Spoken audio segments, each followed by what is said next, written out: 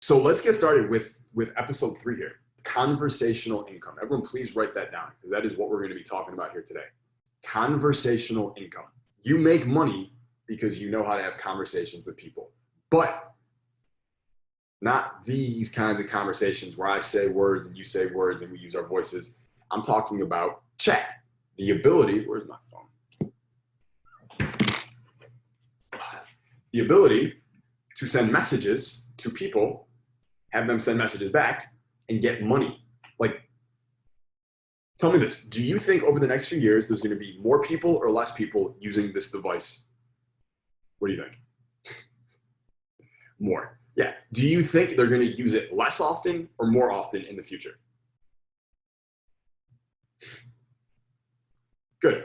And do you think they're going to text and chat on all these social medias more as we go forward in time or less? Yeah. Yes, yes, yes. More, more, more. Of course.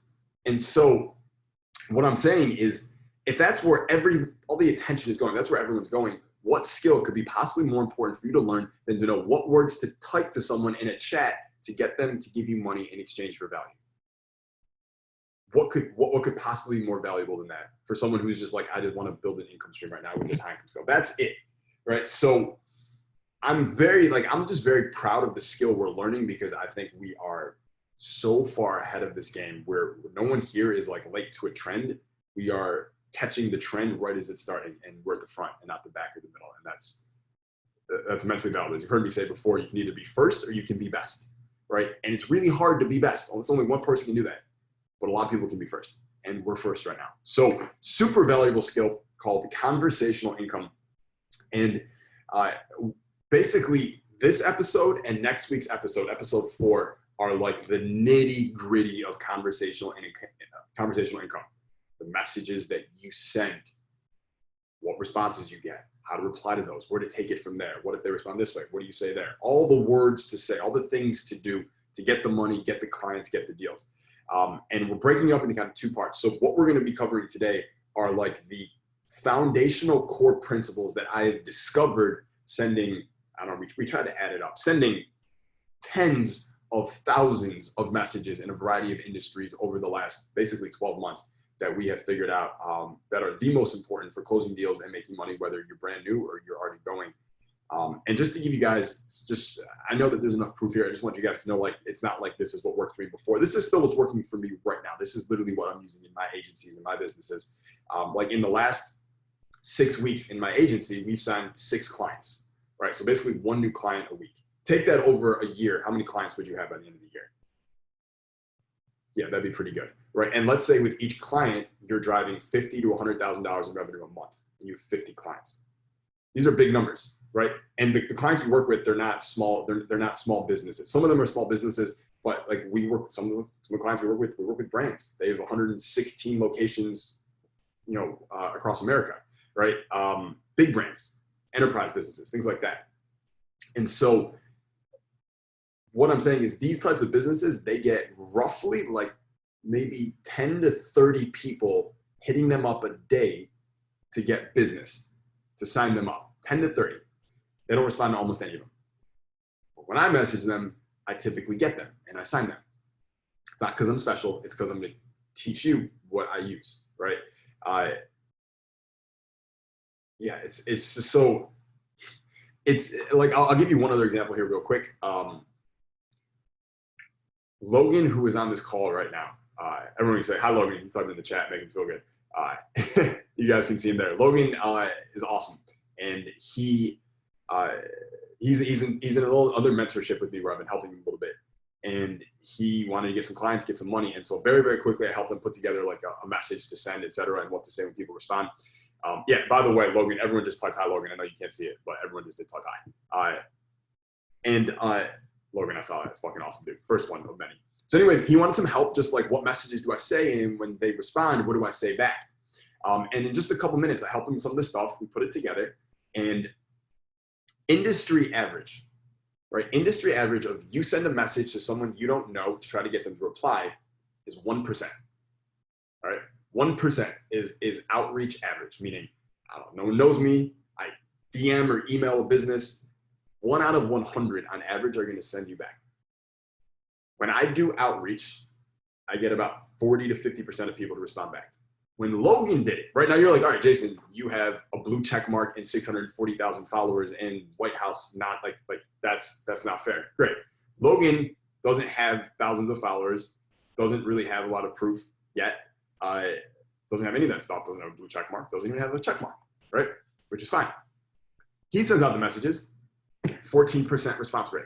Industry average 1%, Logan gets 14%. And in less than a week, Logan just put in the chat, he said, here, I just signed my first client an hour ago, right? So, first of many, all right? I'm really pumped for you, Logan. And that's conversational income. And it can happen that fast. So, on that note, let's get started. Let me share my whiteboard with you. And as I do, let me know in the chat. I am just curious, why do you think conversational income is so important to learn as a skill? Why do you think it's so important for you to learn as a skill?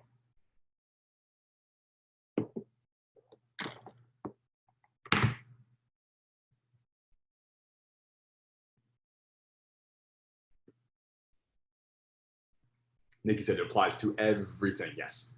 Rachel, yeah, we are in the conversation era, right? People don't want to be yelled at from a business with a megaphone saying, buy our shit. They want someone who says something to them so that they can respond back and be heard, and it can be a nice back and forth. That's what people want. Yeah, because conversions happen in conversations. Yes. Connor said human psychology. Yes. Max Malika's telephone is dying. Chat is new. Yes. Because all conversations being moved to DMs and emails. Yeah, it's more human. It applies to every day. People want to engage and they want to be engaged. People don't want to talk to robots. So true. Right? Anyone here ever been talking with a robot and you didn't realize it was a robot at first, and then in the middle of the conversation you realized it was a robot and you felt stupid? You're like, fuck this robot. Someone said, yeah, you're a Facebook robot. Just so you guys know, on Facebook, if you're having a back and forth with my team, it's not a robot. That's a real person. Just in case anyone was wondering. If it's like a blast, that might be a robot. But back and forth, that'll be, yeah. So anyways, we've all been there, right? And we like talking to people. And here's the thing, like, we like talking to people, but a lot of people don't like talking to people in person. They like to talk to people over chat. How many more of you would rather just text someone than get on the phone with them? Most people would just rather chat and text than they would get on the phone. So we're meeting people where they're at with what they already want, which is chat, and we're making them feel heard. And the response rates are just infinitely higher because we're tapping into the pre-existing desires of our prospects in our marketplace. So, all right, let's get started. So what we're going to go over today are kind of like, let's see here, like the 7, I'm just going to call them like, they're like the 7 core principles of conversational income. And you'll see a lot of examples here as we go forward. And anything that you think you know about chat or conversational income or making money that way, I want you to just imagine that all you know, everything you've heard so far from other people or whatever, is like in a cup, and it's the water in the cup. And I want you to take that cup and I want you to spill it all out. Empty that cup, okay? I need a clean slate in order to teach you this stuff. So everyone, take that imaginary cup in front of you, please. Let's go like this. Everyone got it? I hope no one actually has real water. I don't want you to get your computer wet. And everything in that cup, that's everything you've been taught about chat or whatever you think you should do or whatever. Got it? That's the water. Spill it out. Get rid of that shit. Good. Clear it out. All right, maybe you need a paper towel. You gotta wipe it down. Wipe it down, it's a little wet. Okay, cool. Let's get started. So when it comes to getting clients for whatever service it is that you are offering, I think about something I call the hunt, attract, matrix. And this is how I think about all getting clients, period, all getting business basically. And it breaks down into 4 categories. So I want you to write the word short over here and then long on this side. And then at the top, I want you to write the word hunt.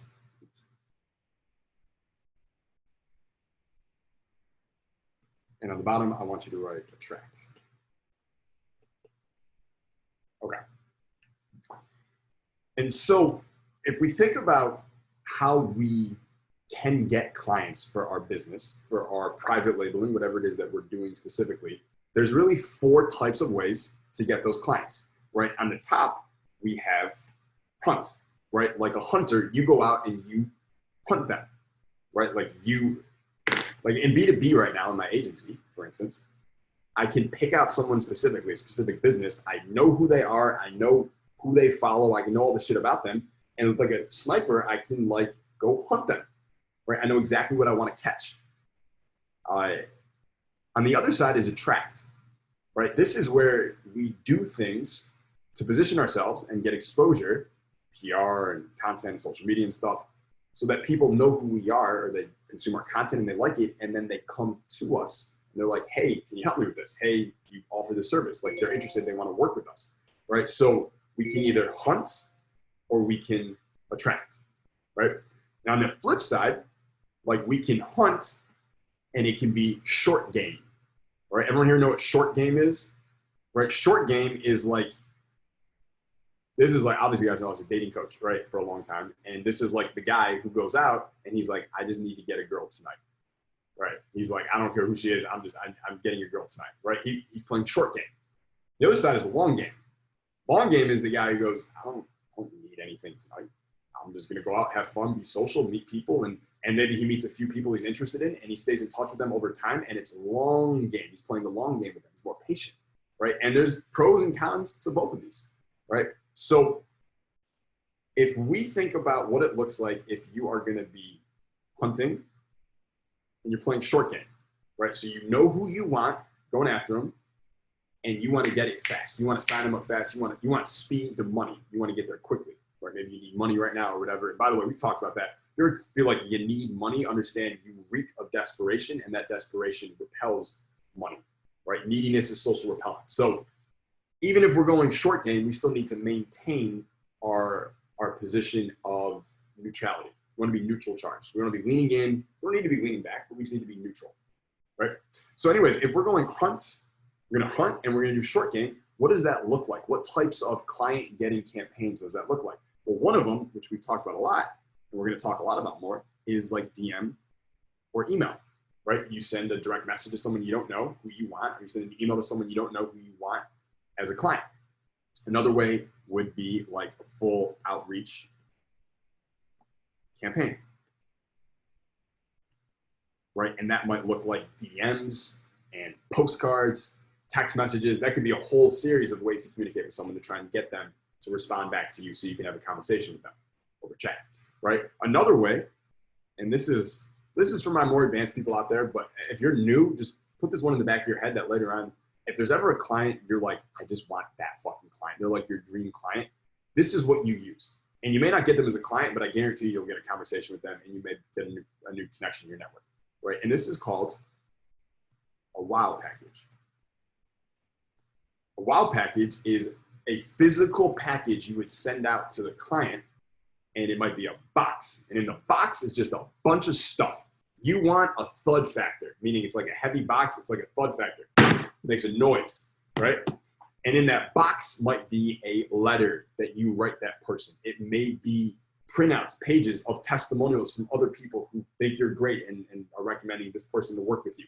It could be a stuffed animal for their kid. Maybe you know they like Sour Patch Kids, so you put a pound of Sour Patch Kids in there. It's whatever, you can customize it so however you think is gonna tickle their fancy the most, and you put it all in that package, right? And think about this. Let's say that whole package costs you $30 to $40 to put together, right? Which is why I'm saying it's not for the beginners. But let's say it costs you $40 to put together, and let's say you send 10 of them out and they're really good, you should probably get 3 or 4 clients from those 10. And if those clients are paying you even a measly $1,500 a month, I mean, you only need 1 to make the money back. You get 3 or 4, that's a huge ROI, and that's in the first month. By 6 months, this is like an enormous ROI. So it's a really, really good strategy, right? So that's hunting in the short game. Now, I want to make a note here for everyone. In Social Media Boss, we are focusing mostly on hunting. So meaning all the episodes, everything I'm going to workshop with you, I'm going to show you how to do, we're going to be focusing on hunting. So hopefully everyone here is like, yup, I'm in, I'm a hunter, right? Let me go get that food and I'll bring it home, right?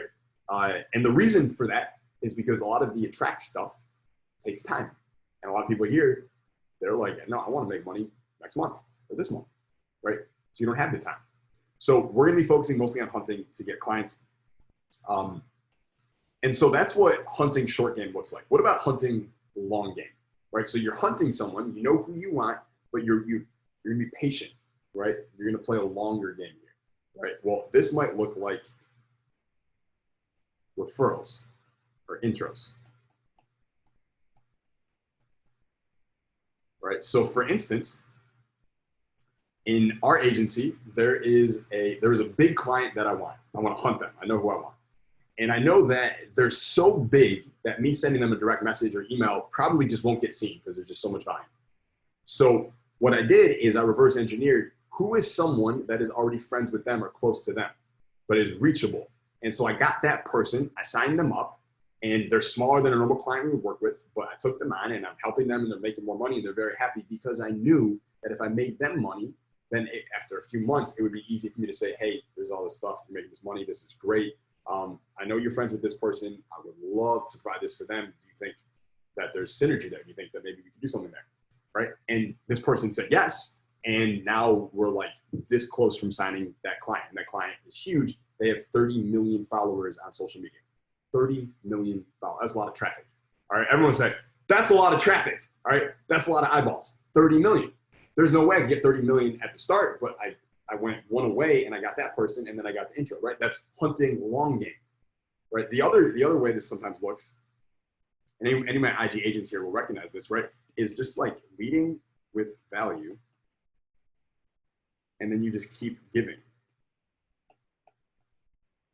So let's say that there's just a business on social media, on Instagram that you wanted as a client, just a local business. And you're like, I know I can do great work for them.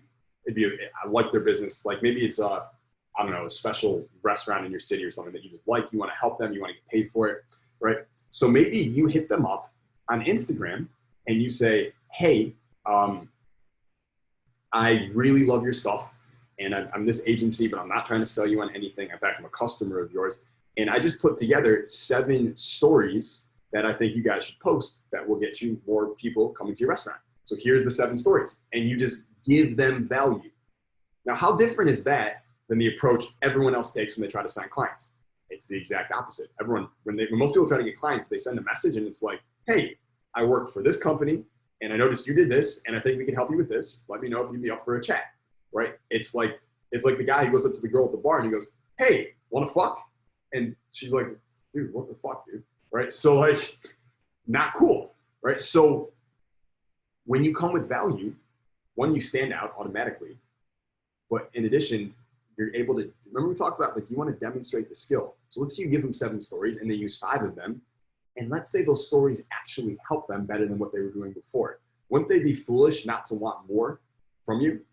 That would make no sense if they didn't, right? And now you send them stories. Now it's really easy for you to then follow up and say, hey, I noticed you guys posted 5 of those. Which one was your favorite? Or which one helped you the most? Right? And now you start a conversation, and conversions happen in conversations and they lead to income. And maybe they're like, oh yeah, that 3rd story, that one was great, really appreciate it. And you go, awesome. You know, like, do you want 7 more? Like, again, no charge. I just want to help you. I love you guys. Yeah, that'd be amazing. You send them 7 more, right? And now when you come back again after that 7 more, they're starting to feel guilty. They're like, this person's giving me so much and it's helping so much. I never even asked for anything. Right? And they're almost going to be like, do you want to like do this full time for us? Right? So leading with value and that keep giving framework, that place to come from, is incredibly powerful, right? Incredibly, incredibly powerful. So that's hunting short and long. Now, again, we're going to be focusing mostly on hunting inside social media bots. I'll make a couple more notes here about this. Is that understand if you're going short game, right? Like the DM emails, the outreach campaign, the WA packages and things like that. If we're going short game, like I just want to get the client, then what you're going to find with short game is that it's, as I said before, it's faster to money. You get to the money faster, right? That's the benefit of short game. The benefit of long game, though, is what no one really talks about, but it's very, very true, all the data, is that these are the best customers long-term. The ones that you build a relationship with first before you guys do business together, like it's a long game, always the best customers long-term, meaning they're going to stick with you the longest. I'm just being I mean, let's confront everything here, right? For a lot of you, you're going to get clients, they're going to give you money for 3 months, and then they're going to cancel on you after 3 months, right? If you got them in the short game, because there's just not that much investment up front. These people over here who you build a relationship with first, it's much harder for them to cancel because they have a relationship with you, right? By the way, the reason that some of you are going to have people cancel on you after month 2 or 3 after they work with you is going to usually be because the level of service that was promised to them before they signed up is not what they're getting after they sign up. So for those of you who are private labeling, this is just a note of be very particular about who you're willing to work with to deliver the service for the clients you sign up.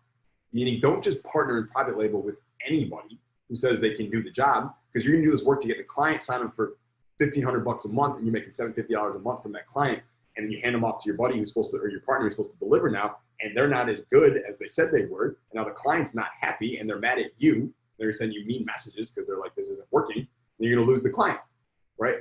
But if you are particular about who you partner with, and you find someone who's great at what they do, and that client's going to be very happy. In fact, so happy they're going to tell their friends, and you're going to start to get referrals, and now your hunting long game steps up, right? So there's something I want everyone here to keep in mind. So that's hunting in the short game and the long game. Let's look at attracting in the short game and the long game. So what if you're playing short game, like you're like, I want to get speed and money now, but I don't want to hunt, I want to attract.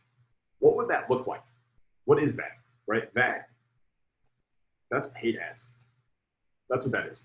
I set up a Facebook ad or Google ad or YouTube ad, and I'm driving traffic to a web page to collect their information. Maybe their Facebook, like add them to a messenger list, get their Instagram handle, get their phone number, get their email, whatever it might be, right? And then you get the email, and then you hunt them, right? You attracted them. The ad, like your ad is like a mini salesperson that you put out there into the world, and it found some people and it brought them back for you.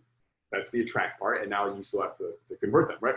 So that's really it when it comes to short game and attraction. It's just paid ads. Because, like, for instance, if I wanted a customer tonight, I would just create the ad this morning and the landing page, and then I turn on the ad, and by tonight I would have customers. Like, I can get them that quickly. But again, faster to money, but they're not the best customers typically, right? So, because the relationship isn't there beforehand. So that's short game, attract. What about long game, attract, right? Long game attract is going to be things like you get qualified prospects on an email newsletter list,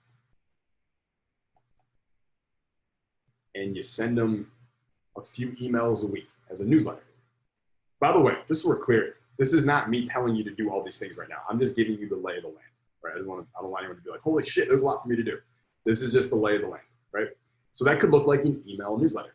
I have a buddy, Justin Goff, who started an email newsletter a couple of years ago, and it's only got about 1,400 people on the email list now. So in 2 years, only 1,400 people have joined the list. And all he did at the start was he got friends and family, people he knew, who joined the newsletter, and he said, if there's any people who fit this criteria, who own online businesses, that's what we wanted, tell them to contact me, and then we'll maybe get them on the list, right?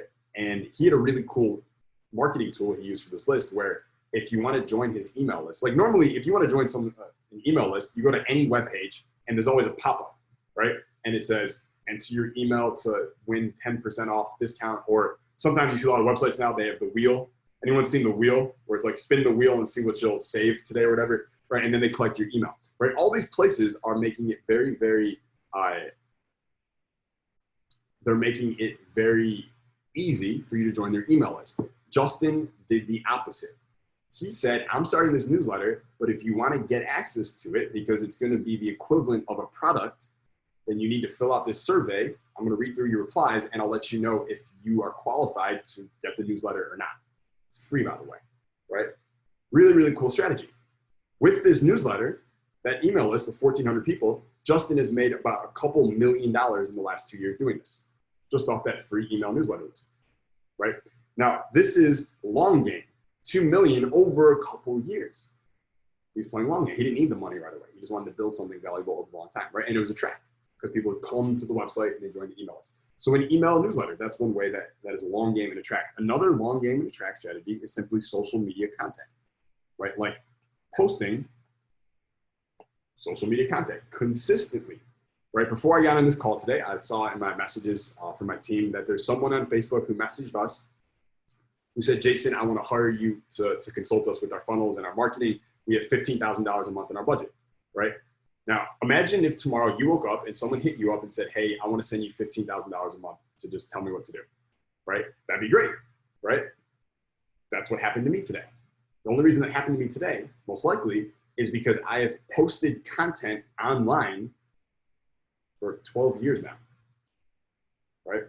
So you guys all know that saying, like, best time to plant a tree 20 years ago, next best time right now. Like, how many of you plan on being alive 12 years from now? Nikki said amazing congrats. Nikki, I didn't say I was accepting him. I just said that someone offered that to me. All right. But how many of you, let me know in the chat, how many of you plan on being alive 12 years from now? Just out of curiosity. I mean, maybe someone, I don't know. Someone's like, nope, 11 is good for me. That's my peak. Right? All of us, of course. Right? Of course. I was reading an interview yesterday. This guy was like, I'm planning on being 600. And he's a scientist. He's like, I really believe I'll make it, right? So yeah, so we all plan on being here 12 years from now. So if we know 12 years from now is going to come here, it's going to happen, shouldn't you set yourself up now so that when it happens, you can have people offering you $10,000 or $20,000 a month just to work with you then, right? It only makes sense. It'd be foolish not to. So social media content and posting is a great long-term attraction strategy. And then the third way, which is really good and frankly available to everyone here, and I kind of recommend it because I think it's just good practice for everyone, is a podcast. Podcasts are free to start. They're easy to do. Granted, they take a lot of time to build up, but there's an investment quality to podcasts, meaning someone listens to your podcast, they're like with you for like 30 or 60 or 90 minutes a day, right? Anyone we spend 90 minutes a day with, that's a close friend. That person has a lot of influence over us. So a podcast is a great way to build up lead flow and fill up your pipeline long-term as an attraction strategy. But this is all really, like you guys notice, this is all like creating content or communication or something, and you're giving it, you're sharing it with the marketplace, and you're putting yourself out there. You're letting like, you can't attract people to come to you if they don't know who the fuck you are, what you do, or what you got. Can't happen. So all these strategies allow you to be seen, to be known, right? I love this quote where it's like, it's not who you know anymore, it's who knows you. All these ways allow it so people know you, so you can be this attractive thing that people come to, right? So again, my belief is that, like in my agency, I'll just tell you guys how I look at this. I want us to be actively doing all four of these types of client getting stuff. We are all for it, right? At all times. I'm all in. Like it would make no sense for me not to do any of them because they all work, right? But in the short term, because a lot of people are like, I just need to start getting clients. Like Jason, I want to do paid ads. I don't have money for paid ads. I got it, no problem, right? Jason, I want to do email newsletters, social media content, posting, podcasts, all this stuff. I want to do all that, but dude, I just don't have money. I just need to get clients right now. And that's great. You shouldn't be doing that if you don't have money or clients coming in. You should be focusing on the things that directly get to the money, right? And that's hunting, which is why we are focusing on hunting here inside Social Media Boss. So let me know right now, what do you like most about the Hunt Attract Matrix? Let me see what's going on in the comments here.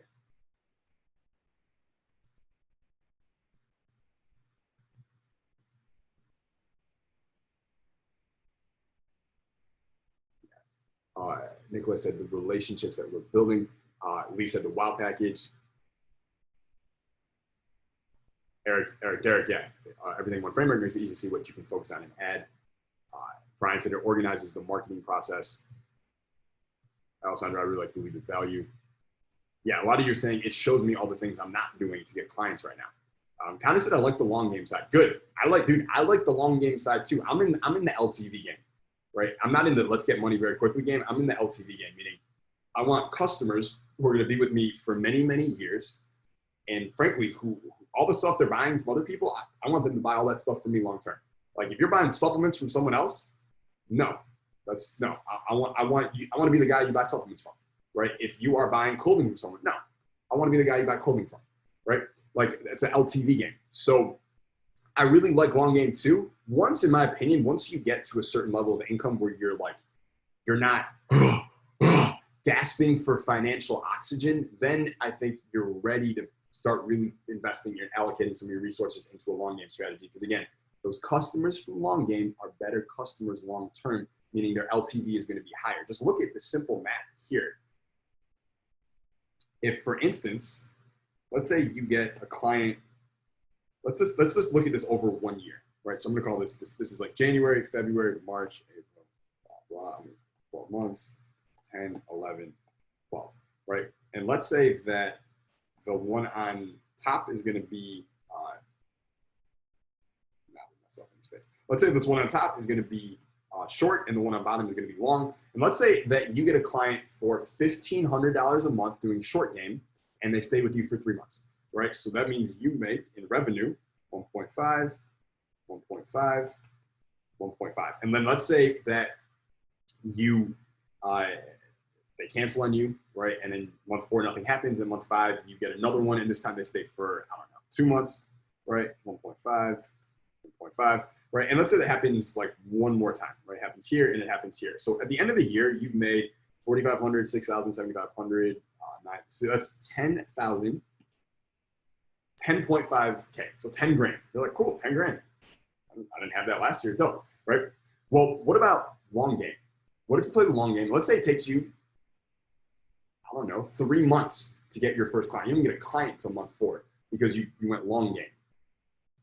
But because you went long game, they're better and they stay for the entire year.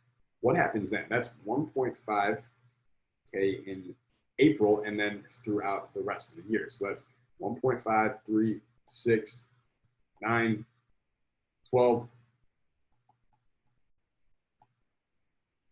That's 13.5K. So you make more money because they stayed longer off one client. You only had one client playing long game. You needed 3 clients playing short game, which means there's 3 times as much stress and work handling all those clients. In addition, because you have one client who's with you for 9 months and they like you, how much do you think they trust you and your recommendations? Because they trust you and you are there to serve them and do what's best for them, maybe you realize there's other stuff they could be doing, but they're not, that would actually be better for their business. And so in month 8, you make that recommendation to them and it's an extra $1,000 a month, right? And maybe it's paid ads, maybe it's content posting, right? Whatever it might be. And you add that in and now it's 1K and you get an extra 1, 2, 3, 4, 5. And now instead of 13.5K, it's 18.5K. You make almost twice as much from long game from one client instead of 10.5K from 3 clients where it was like all over the place. And I'm not saying you can't go short game and keep clients. Like every client I sign, I plan on, it's like family. I plan on, like, we're going to be in this forever. Like, why would we ever leave as long as we keep doing amazing stuff for each other, right? So it can be done, but most likely for most people, it takes you a couple of clients to get the hang of it, of what to say to them and what not to say to them. And I'm going to help you the best I can, but this is just the reality of how life works. We can influence people, we can't control them. And so I'm just saying, I want everyone here to be smart about this. So let's hunt, let's play short game. Let's get to the money fast. That's great.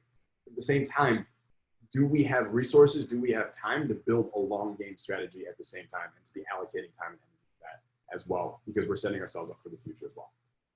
Does that make sense? Just give me a yes in the chat if we are crystal fucking clear on that.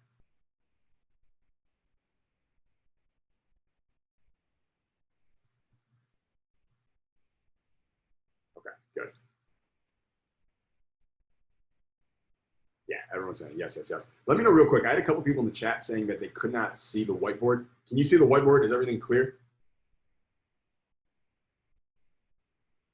Okay, perfect. All right, so let me pull a new one here. So that's Hunt Attract Matrix, and it was so useful for me when I figured that out, and I think it's gonna be really, really useful for you too. So that's number like top thing, right?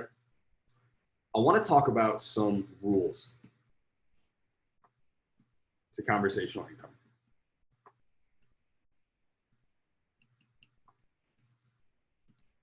All right, rule number 1, know thy destination. All right, know thy destination. Some of you guys know who Dan Pena is, right? I know some of you guys know who he is.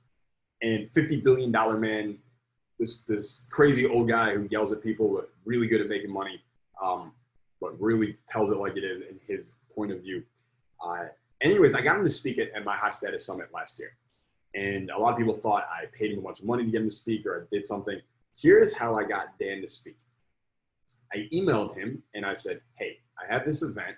It's going to be 1,000 people there, all young entrepreneurs, 20s, 30s, 40s, people who would like you, follow you, maybe don't know about you. And I think it'd be a great way for you to get in front of them and share your message with them. That was it, right? And after a couple back and forths via email, never got on the phone again, chat wins, he said yes, and he came. And it was amazing. That video of his speech at the summit, I think, has like 300,000 or 400,000 views already. And it was awesome. My point in telling you the story is that when we are using conversation to get customers, to get people, there's two sides to this. There's them, and then there's us, right? And what is it that we want, right? What do we want from them? Want money, right? We want money. We want, that's a hint. We want an agreement. We want a deal, right? Cool. We want money. We want a deal. Okay. What do they want? Why don't you tell me? Let me get some comments in the chat. What do they want?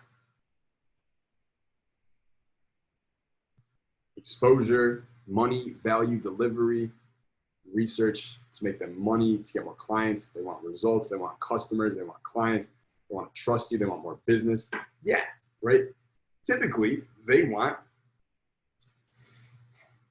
more customers, especially if they're a business. They want more customers. They want more exposure, right? Or brand or attention, whatever you want to call it.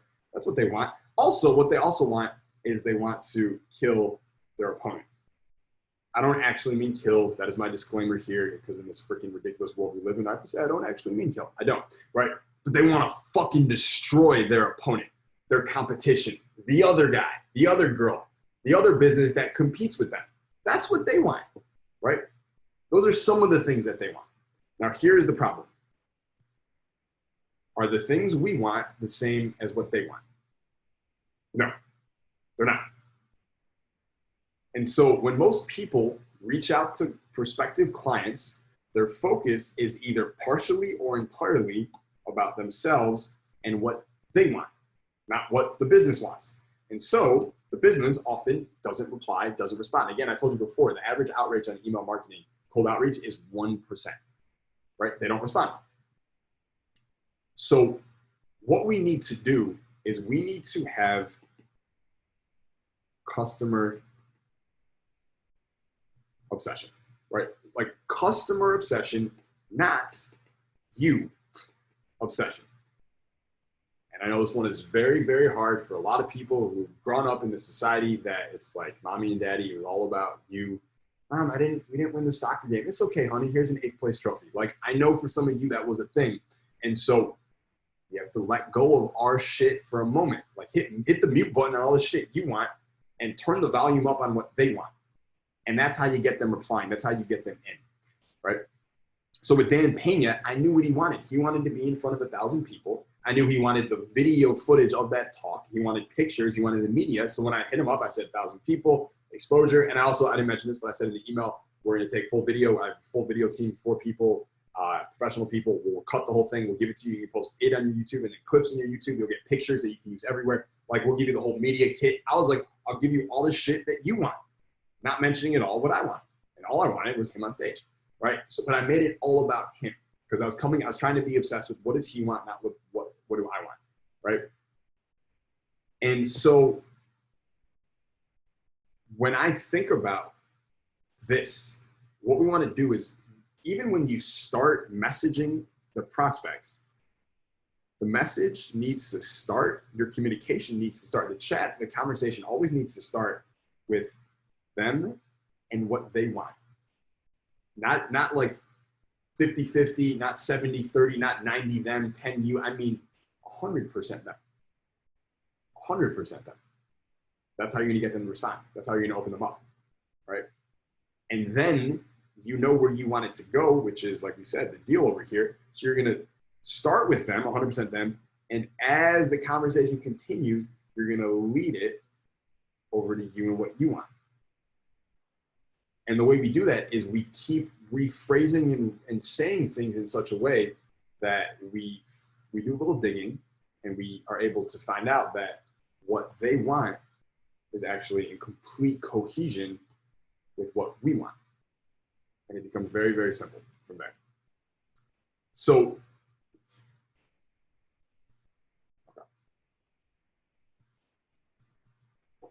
let me ask you this. Let's say that you are trying to sign up restaurants, right? I like this example a lot because it's common. We've all been to a restaurant. Let's say you're trying to sign up not just restaurants, but sushi restaurants in a 40-mile radius, right? When you reach out to that restaurant, we already know what you want, right? We talked about that. You want money, you want deals, etc., right? You want more than that, but those are the things you want here for the most part. What does that restaurant want, that sushi restaurant, right? Yes, we know they want customers, they want more exposure brand, they want to defeat the other guy, they want that stuff. But this is where it's really, really important.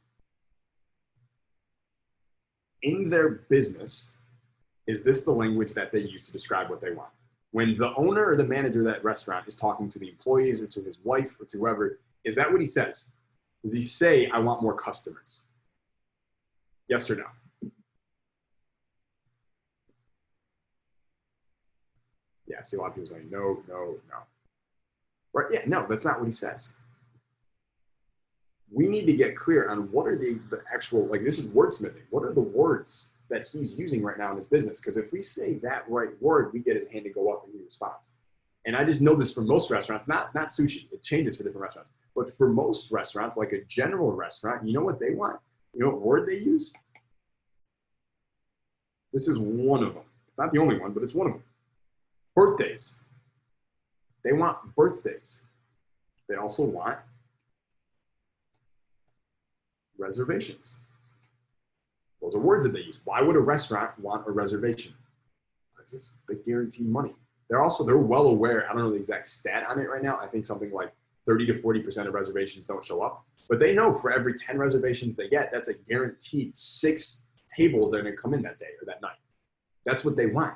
They want that stuff, right? Here's what they don't say, right? Let's say that you know with the restaurant that if you get them and the partner you've private labeled with or the service you provide, you know you could use paid ads to get them more reservations and more birthdays at their restaurant, right? Great. Do you think that restaurant owner ever says to themselves, God, I wish I had more paid ads? No, they say birthdays, they say reservations, right? So like when we go to these people, we know the destination in mind, and we have to, like, the destination is not get them to give me money so I can run paid ads for them. The destination is get them 30 birthdays a month. And if you make it all about 30 birthdays a month, that's the only thing you talk about. You never tell them how the sausage is made specifically because they don't give a fuck about paid ads. They just want a way to get more birthdays in the restaurant. And if you make it all about that, and that's a destination you keep bringing it back to, you keep leading the chat, the back and forth to, you make it all about that thing that they want, 30 birthdays in this case, you're gonna have a lot more success than everyone else. And one of the questions that we use, we're gonna dig into this later, to find out, like, here's the thing I want everyone to understand. No matter what your niche is, and by the way, you don't fucking need a niche. People are like, I need to pick it. How about your niche is money? The one that makes you money is the niche you choose. Like, let's be fluid about our niche. Very few people who are here at Social Media Boss are experts in any particular niche right now because you're new, and that's totally fine. And so my thing is, like, why not just contact all of them, see which ones give you the most money first, and if they give you money and you actually like working with them, that's your niche, right? Let the marketplace tell you your niche and your own gut instinct. So in any niche, restaurants, medical spas, sporting goods stores, bars, whatever, like any of these brick and mortar stores or online businesses, they all have a couple words that are like trigger words. All right, it's like a trigger word. And it's like, if you just say that word, their head goes, huh, there you go. What was that? It just it grabs their attention, right? We talked about this last week, didn't we? We called it a siren call, right? They all have like their siren call is like a word. They all got a word. For restaurants, it's birthdays or reservations. For gyms, it's group sessions or group training. Why would a gym want group training more than one-on-one personal training? Because they make more money from a group. If I'm a trainer, I make more money training 5 people at once than I do one, even if the one person pays me twice as much. If I get one person to give me $100 an hour, or I get 5 people to give me $40 for the hour, that's $200 versus $100. And with 5 people, I have more upsell opportunities, so it's infinitely more profitable, right? So I'm just gonna plant the seed in you right now. We're gonna talk about this in a little bit. All these businesses have a trigger word. It's gonna be incredibly valuable for you if you can build a database of, it's like this. Niche and word, right? So we said restaurant, birthdays, right? Or reservations, gyms, right? We said group sessions. In every niche, if you can identify what those trigger words are, it's going to be incredibly useful for you. And what we're going to do actually as a group here in Social Media Boss over the next several weeks is we're going to share with each other the responses we're getting from these different businesses. And we're going to basically crowdsource the word, right? We know what it is for restaurants. We know what it is for gyms. I have ideas about what it is for a lot of places, but we're gonna actually build this together. And then what I want to do is I want to put it in the Social Media Boss members area. So it's like a cheat sheet. So whatever niche you want to go into, it's like, boom, there's the word. That if you make it all about that thing, that destination, they can't control themselves. They want that. Already hooked in. Does that make sense? Just give me a yes in the chat. I just want to confirm you got it. Yeah. Someone said I'm clueless about niche. I'll be shooting shotguns first. Good. As long as you're pulling that trigger. All right, good. Everyone is clear. All right, let's get to the next rule here. Space and second. Number 2, hopefully this is not the first time that you've heard this. If it is, it's going to be a boom for you. And if you have, then this is a very important reinforcement. We're going to go a little bit deeper than maybe we have before. And it's this idea of cheese, not whiskers. So let's imagine the average day in the life for a mouse, right? A mouse. Mouse wakes up, living its life. Mouse has 2, like what are the prime directives of a mouse's life, right? 1, get cheese. 2, avoid cats. That's basically it for a mouse. Now, if a mouse smells cheese, like let's say there's a mouse in this room, and on the other side of that door, it smells cheese. Will that mouse bite through the door to get the cheese? Yes or no? Yeah. How many of us have ever had when we were younger, or maybe even now, you fucking in your door somewhere in a basement or something, it's all bitten off. You're like, God damn it, some mouse. Like these things are ridiculously relentless. They eat doors to get cheese, right? Some people out here are complaining, I sent DMs and no one responded. They eat doors just to get cheese. And you won't send more DMs to get your cheese? You're gonna let a mouse beat you? Are you crazy? But they do. So mouse will bite through cheese. However, what if that mouse senses just even a hint that there might be a cat on the other side? There might be whiskers on the other side. Does that mouse keep biting, or does it get the fuck out and scurry away, maybe to leave forever? Right? It's gone. It leaves right away, and it will never return. It's fucking out. Our prospects that we are reaching out to are mice. And when we come at them with anything that resembles whiskers, like mice, they scurry away. If we come at them with cheese, though, what happens? They eat it up. They can't resist. Right? So we need to make sure that everything we do, every communication, every touch point until we get the agreement signed and the money comes in, it needs to be all cheese and no whiskers. If your shit has any whiskers on it whatsoever, they won't respond. They won't buy and they won't sign. And you'll sit there and you'll be like, damn, I wonder why they didn't get back to me. Maybe they're busy. and you double text them or you re-email them, you make up some story in your mind. It wasn't any of those things. If they didn't respond, it's because there was too much whisker and not enough cheese. I mean, think about it. Who here likes cheese? Do you like cheese when it has hair on it? No. Why would they? Right? So let's keep the whiskers out of it and focus on the cheese. So let me ask you this. What do you think is cheese to a small business owner or to an online business owner, an e-commerce store owner? What do you think is cheese to them?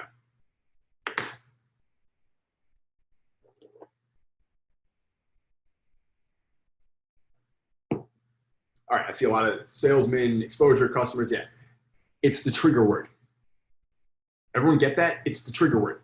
The trigger word we just talked about, that's the cheese to them. That's the cheese, right? Like, that's the cheese, right? Like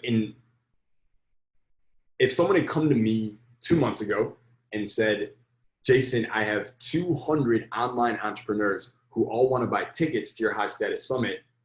How can I get them access to buy tickets? Do you think I would have responded to that message? Yes or no? Yes, of course, because it's 100% cheese. It is something that I already wanted. It's a trigger word for me. It was then. Now, here's what I want you to realize. The high status summit is this weekend. I can't fucking wait. It's in like 2 days. I'm just like, let's get started. I'm ready to fucking go, right? But it's already sold out. It's already said and done. So if someone came to me now and was like, hey, I'll get you people who want to buy tickets to your event, do you think I would be as responsive? No. Right? No, because I don't need that anymore. It's not something I'm actively looking for. So with our mice, our prospects, understand that the cheese changes. We have to be aware of the cheese that's changing. We have to know what that thing is. It might be birthdays for a while, and then it might be something else for a while, right? Like for instance, if there's a Super Bowl coming up, which there is, and the prospect I was reaching out to, if they had a restaurant or a sports bar or something like that, that wanted Super Bowl reservations or big groups to watch Super Bowl at their place because they know they spend a lot of money, then right now, like last week, my message, my cheese message would have been all about Super Bowl groups because that's what they wanted. But I wouldn't send that message in April because they wouldn't give a fuck about that in April. Does that make sense? Right? So we kind of talked about what cheese is to a small business. What do you think is whiskers? Let me know in the chat. What do you think is whiskers? Yeah, an unbelievable promise, talking about money right away. How about just letting them know that you're trying to sell them right away? Who here likes feeling like someone's trying to sell you shit, like in the first 5 seconds of meeting them? No one, right? No one. So neediness, desperation, trying to sell them something, making it very obvious that it's about you and not them, making it you obsession instead of customer obsession. All of those things are going to be whiskers and not cheese, and they're going to guarantee that that mice leaves you forever. The way I think about this is you almost have to be like, share the whiteboard.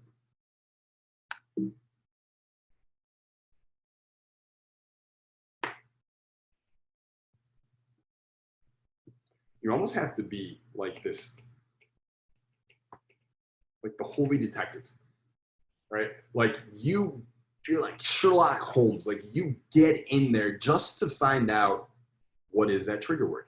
What is that cheese? Like what is specifically cheese to this niche, to this type of business? That's what it's worth finding out. And that information is invaluable. It could literally feed your family for the next 5 years if you can figure out what that is, because you'll know exactly how to get anyone to respond to you in that business, whenever. Unbelievably useful and powerful, right? Like the example I'll give you is like, you wouldn't call the mouse store and then offer them paid ads. You would offer them cheese, right? So understand every business you're reaching out to, they are mice. And if you talk about paid ads, the mice is going to run away. But if you talk about the cheese, they're going to pay attention. So we have to be that holy detective and figure out what is the cheese. And I'll show you guys an example here. Call it a damaging admission if you want. But there was a different campaign that I was doing last month for my agency getting clients. And there was one person I was talking to who I thought would be a really good fit based on what I saw on their social media. They have, I don't know, like 1.5 million followers or something like that. And we were talking, and then I got it to email. We're going back and forth with email. and they just stopped responding, right? They just didn't respond. And if I look back at my message now, it's got cheese on it. What was the cheese? In this case, someone in the chat said cheese sometimes can be an unbelievable promise, and that's exactly right, right? If you go to a restaurant and you're like, I could sell out your restaurant every night for the next month, you'll be packed to the gills. No one, like, that's not cheese. Why is it not cheese? Because it's fucking unbelievable. They don't believe it, right? And so I sent her this message, right? And then I said right here, this was Whiskers, right? I sent him a quick video walking through the process of how it might work to work with us. But then I said this, as I said in the video, my goal is to make you guys an extra 30, 50K per month in new income, completely in addition to all the current revenues and profits the business is already generating. Would that be a good outcome, right? No response. I think it's two parts. One, this video I sent is 4 minutes. I think it was too long. I need to keep it under 2 minutes, and I learned that very, very quickly. The second one is I misestimated how much money they were making right now. I thought they were making more. They're not. So 30 to 50K doesn't sound like, oh, that'd be a nice bump. That's like a life-changing amount to them, AKA it's unbelievable to them. And so I didn't get a response. Does that make sense? Right? So, like, part of what makes it unbelievable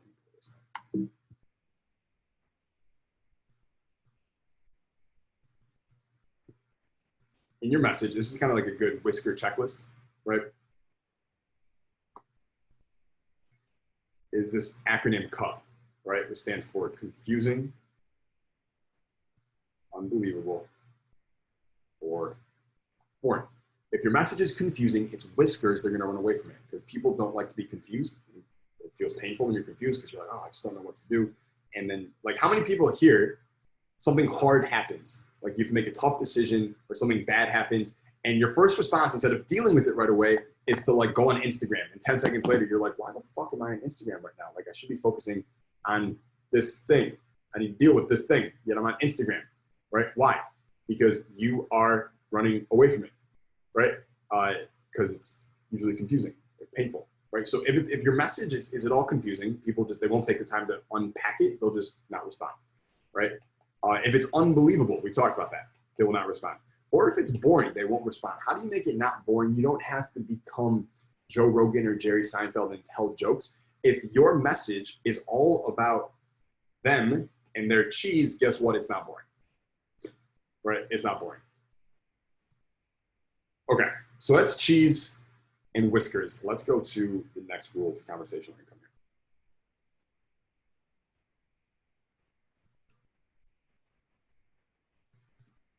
Right, the next rule is we want to always, what do you guys think the third word here is? Always be what?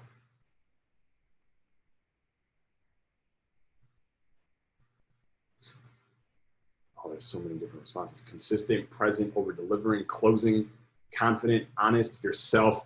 Oh, no one said it, that's all good. Leading. Always be leading.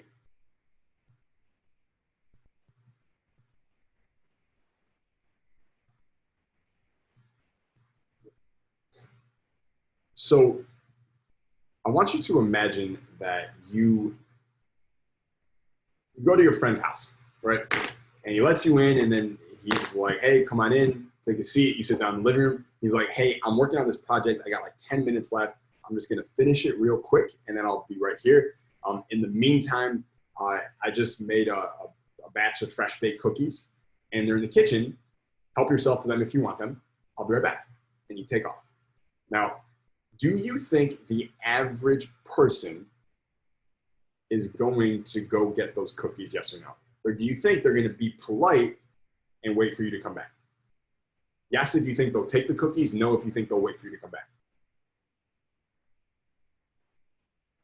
Okay, yeah, I see the majority of no's here, and you guys would be exactly right. Most people will not go get the cookies, right? We say things like, I'm here to help, let me know if you need anything. No one fucking takes advantage of that. People don't want to. They don't want to experience rejection or possibly be humiliated or misinterpreted. So they wait for someone to lead them. They won't go get the cookies. They'll wait for someone to lead them. In fact, contrast that with friend. You go to your friend's house. He sits down on the couch. You sit down on the couch. You go, 1 second, I'll be right back. You go to the kitchen. You come back and you bring out the fresh plate of baked cookies for him. And you go, here, I just made these. Do you want one? What are the odds the average person takes a cookie then? Almost 100%, right? Almost 100% people take that cookie. Because you were leading. You didn't say, help yourself, I'll be right back, or I'm here to help, let me know if you need anything. That's a bullshit lead. That's not real leading. That's fucking weak sauce is what it is. Leading is, I am doing this thing, you want to join. I just did this thing, would you like one? I just baked these cookies, would you like one? You make it very easy for them to say yes. It's leading. By the way, cookies are cheese, aren't they? Not to mix up our food analogies here, but who doesn't like cookies? All right, so understand this. Most people are silently begging to be led in life. Dan Kennedy has this great quote. He says, imagine everyone out there, everyone around you is walking around with their umbilical cord still attached, looking for someone or something to plug it into. That's most people in life. And so when we're selling over chat, conversational income, we always want to be leading the conversation to the destination. We already know what the destination is, covered in cheese. We just talked about that. We always want to make sure we're gently leading it there, right? We're not going to be like, let me know if you need anything. We're just going to keep leading it to where we want it to go, to the destination where they get their cheese and we get our cheese, right? And so the format, and in episode 4, we're going to go very, very deep into this. But the framework that I use for this is, I just call it CSW method, right? And it stands for cheese, sniff test, wonderful adventure. And what this means is this is the framework, by the way, of like social media bosses and how we're going to get clients. Oh, crap. My bad. Let me share the whiteboard with you.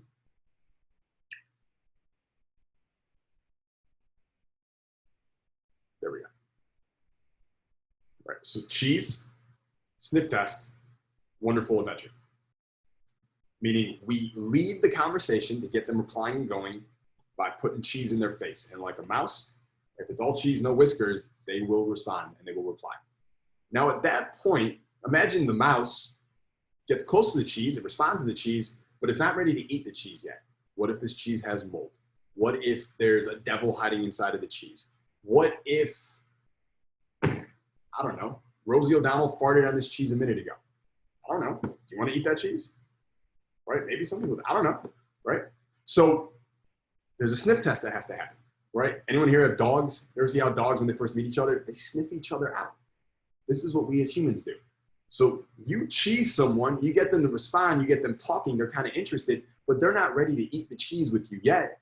They need to sniff you out. They need to make sure there's no whiskers here. They need to make sure this is actually right. They need to make sure this is credible, right? And sometimes this can look like them just Googling your name, or they go to your Instagram, which is why all of episode 2 was about positioning yourself as credible and connecting on your profile, right? But other times in the back and forth, the conversation, there's a sniff test that has to happen. And you can't just tell them, you can trust me, this is real and I'm credible. They have to come to that conclusion themselves. People resist what they're told, never doubt what they conclude. So when they sniff it out, they need to sniff it out for themselves and conclude on their own, you're legit. Does that make sense? And the way we do that is, we're gonna talk a lot about that, but there's certain signals, just a few different signals that we need to send in the chat that let them know, oh, this person's legit and I'm ready to go on a wonderful adventure with them. Right? I don't think about it like, sometimes I call it closing and I think about it like closing, but I try my best to always think about it as a wonderful adventure, because I'm not really selling here. I am inviting someone to go on this awesome adventure with me, this business adventure, both gonna make a lot of money, have a lot of fun, help a lot of people, create something dope, right? It's a wonderful adventure when you go on together. And when you frame it that way, it actually sounds pretty good, right? It's like, we're helping each other. This is gonna be a wonderful adventure. We're gonna collaborate together, okay?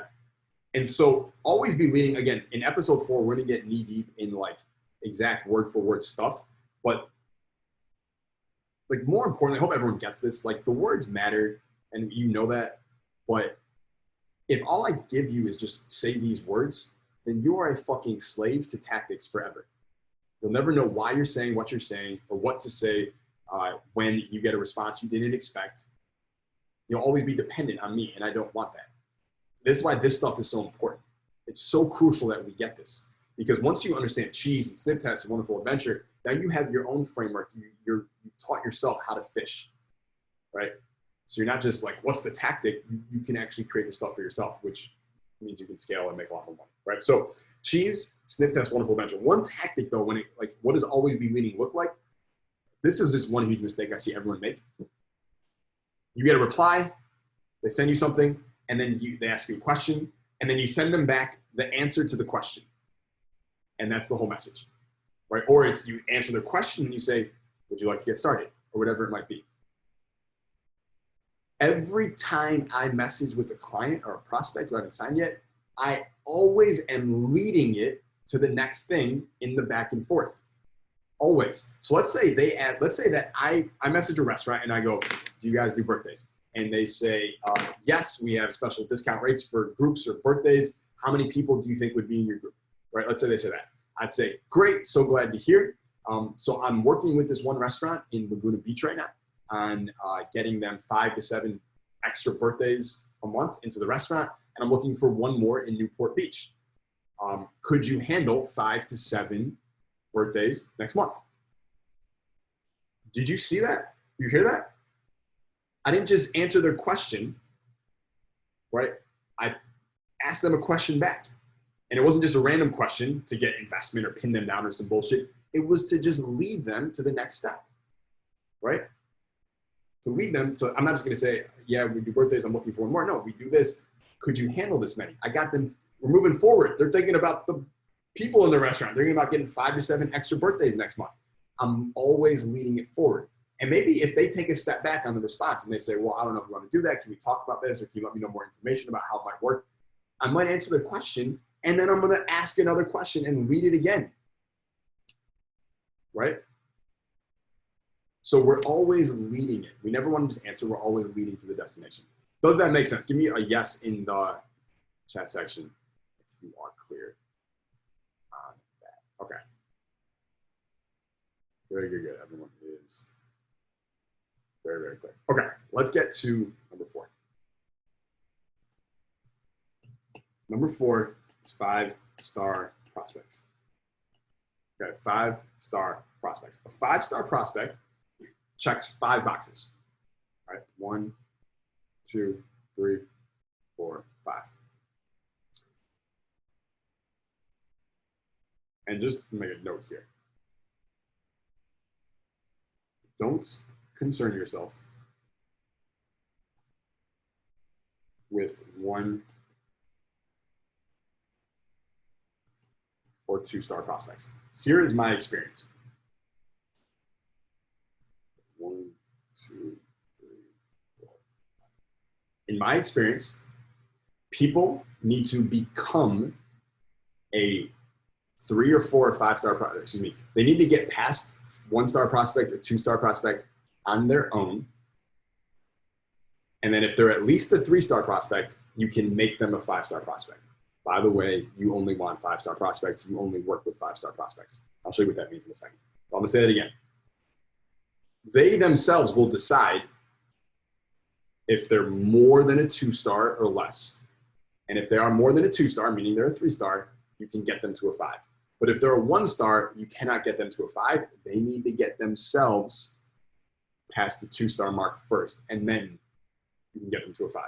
So don't concern yourself with 1 or 2-star prospects. Just wait until they become 3-star prospects, because they decide on their own. There's nothing you can do about it. And then you can get them to a 5 once they're a 3. So what does it mean? Right. The first one is, first box that they must check is that they are willing to engage in a dialogue. By the way, just for attribution, 5-star prospects, I learned directly from Dean Jackson, who is amazing, unbelievable marketer. Really, really great guy. So willing to engage in a dialogue. What does that mean? It means we send them a message and guess what? They reply back. That's it. They're not a fucking zombie. They're not dead, right? They're actually responding or they're not ignoring us. They're willing to engage in the dialogue. But who here has ever messaged someone and they get back to you, but it wasn't a very friendly message back? It was like a fuck off message back. Anyone here ever got one of those? I certainly have, right? It's all good. Yeah, a lot of us have, right? So it's not enough that they're willing to engage in dialogue. Second box, are they friendly and cooperative? Are they answering our questions? Are they polite? Are they friendly? Great, that's a 2-star prospect. Are they dicks? Great, that's not a 2-star prospect, right? So let's say they're willing to engage in a dialogue, they're friendly and they're cooperative. What about number 3? Number 3 is that they know what they want, right? They know what they want. So in my agency, we will go into a client's social media and we will build things for them that will make them infinitely more money than they were making before. And we split that with them. That's what we do. So a lot of these people I talk to, at first, they want to talk with us. They're willing to engage in dialogue. They're friendly and cooperative. They don't know what they want, right? And what I mean by that is they know they want more money from their business, but they don't know how they're going to get that. So yes, they know what they want, more money. Everyone knows that. They don't know how to get what they want. They don't know, so they don't know what they want. Do I want a DM thing? Do I want a funnel? Do I want a webinar? They don't know what they want. Does that make sense? And so if they are willing to engage in dialogue, they're friendly and cooperative, but they don't know exactly what it is they want. And frankly, let's just say that you were a webinar service and you built webinars for people, right? Well, if they know about chat stuff, if they know about appointment funnels, if they know about all this other stuff, then they know they want more money, but they don't know which one is best. And so you cannot move them along into the 4-star box or into the 5-star box until you've educated them on what they should want.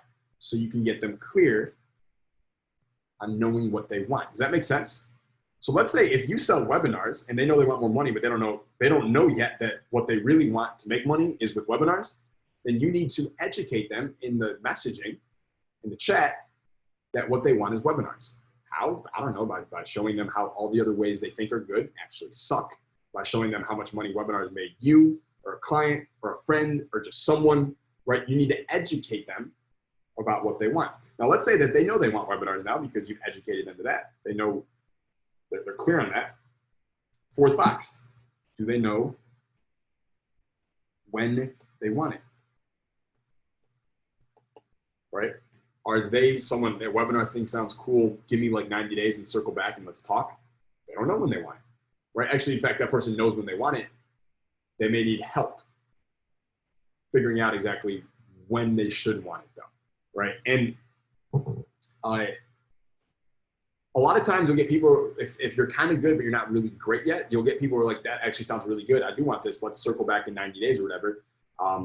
And so they know when they want it. They are 4-star, but when they want it is not when you want it. Because when you want it is now, and when they want it is later, right? And when that comes down to it, oftentimes there's certain things you can do to educate someone to realize that now is much better than later, right? Whether that's urgency triggers, FOMO triggers, or just general overcomes. And that was actually something I wanted to I'll take a poll right now. Let me know in the chat. In fact, I will just create a poll here. I was thinking that as we get later to, when we get later into like week 6 and week 7 of Social Media Boss, a lot of you will already be talking with prospects and clients and closing some of them, going on a wonderful adventure with some of them, right? And getting money. And some of you will be in that phase of their 3-star prospects. I can't get them to a 4-star or to a 5-star.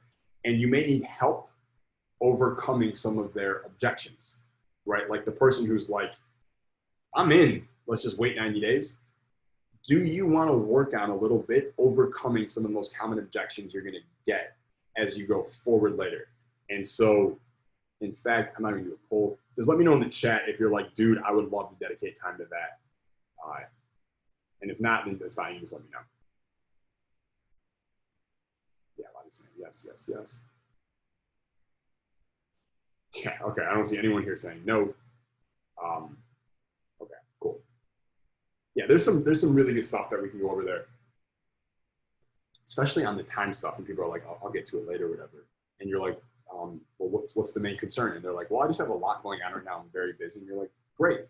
Plan on never being busy again, right? Like people are like, are you never gonna be? You're always gonna be busy, right? That's part of it. So like, there's so many ways to overcome some of this stuff, and we can go over that. So anyways, so let's say that they like the webinar idea, and in fact, they're like, this is interesting. I want to do a webinar right now. Great. Now they're a 4-star prospect. What about the fifth box? Fifth box. Do they want our help with it? Do they want our help with it? Because they may be friendly and cooperative. They want the webinar. They want to build one now, but they're like, I'm just going to do it myself. Or my brother's a copywriter. He's going to do it for me, right? Do they want our help with it? If they want our help with it, rejoice, because that is a 5-star prospect. And 5-star prospects are the best prospects. They're who we want, right? Again, we're not concerning ourselves with 1 or 2-star prospects, but if we get a 3-star prospect, again, we can educate them about what they should want so that then they become a true 3-star prospect. And then we can get to, well, do you want help with this now? Right? Great. Do you want my help with it? Great. 5-star prospect, and we can move forward. So I want you to keep this checklist just around you all the time. It should certainly become a note card. It should certainly become something that when you're going back and like when I'm dialoguing with someone in chat, I'm always thinking to myself, where are they? Are they a 3-star? Are they a 4-star? Are they a 5-star? If they're like kind of a 3-star, I need to educate them about what they should want. If they're kind of a 4-star, I need to educate them about why they should want it now. And if they're totally a 4-star, then I need to educate them about why they should definitely do this with me and not someone else. Right? It lets me know what kind of message they need to get back. And sometimes you have to go beyond the words that they're saying to you. You need to look a little bit deeper, right? Someone said, what's number 5? It is want our help with it. Like big boxes, they want my help with it. They want your help with it, the person they're talking to, right? And remember, right? Like remember the 1585 rule, right? We talked about that. That's in your members area for episode 2. And like, there's a segment of the marketplace that they will buy from you. They're just not ready to do it now.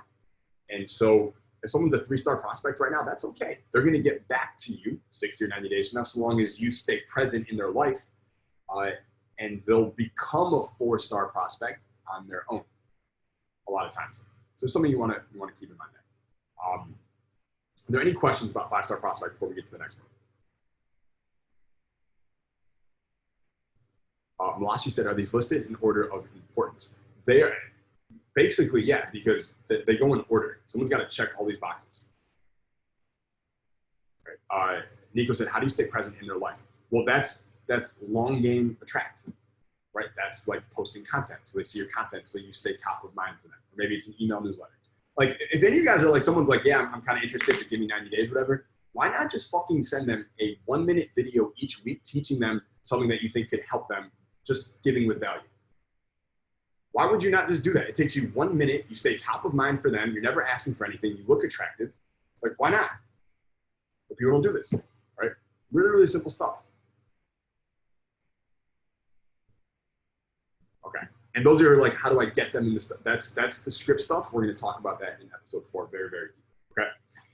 But again, that shit is less important than what you're learning right now. It is less important. Because again, the script stuff is just tactics. This is the foundational core principles, which will allow you to actually be your own boss, create your own stuff, be your own guru, so you're not dependent on someone else. So let's get to number 5.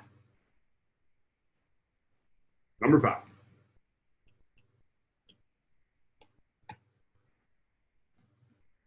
Conversations, not essays. For those of you who have never studied how I do chat and how we sell millions of dollars over chat, this is one of the most eye-opening lessons, and so obvious, but it works so well. When we're having these chat conversations with someone, you want to write or type like you talk.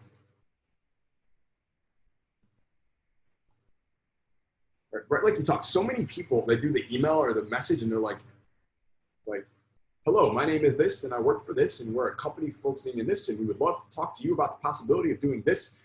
Who the fuck talks like that?